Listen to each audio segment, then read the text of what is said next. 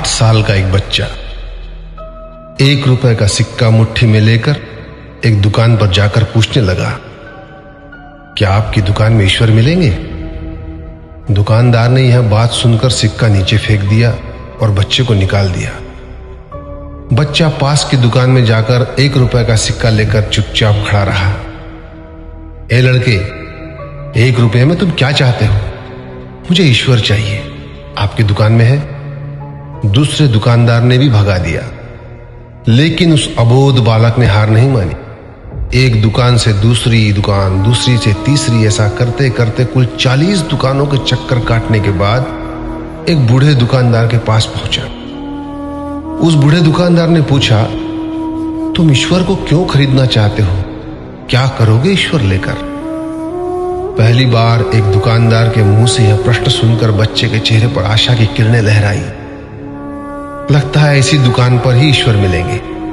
बच्चे ने बड़े उत्साह से उत्तर दिया, इस दुनिया में मां के अलावा मेरा और कोई नहीं है। मेरी मां दिन भर काम करके मेरे लिए खाना लाती है।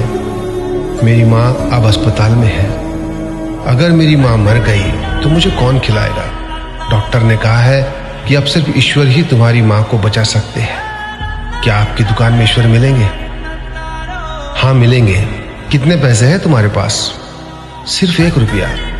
कोई दिक्कत नहीं है, 1 रुपए में ही ईश्वर मिल सकते हैं। दुकानदार ने बच्चे के हाथ से 1 रुपया लिया और उस 1 रुपए के अंदर 1 गिलास पानी के अलावा बेचने के लिए उसके पास कुछ भी नहीं था।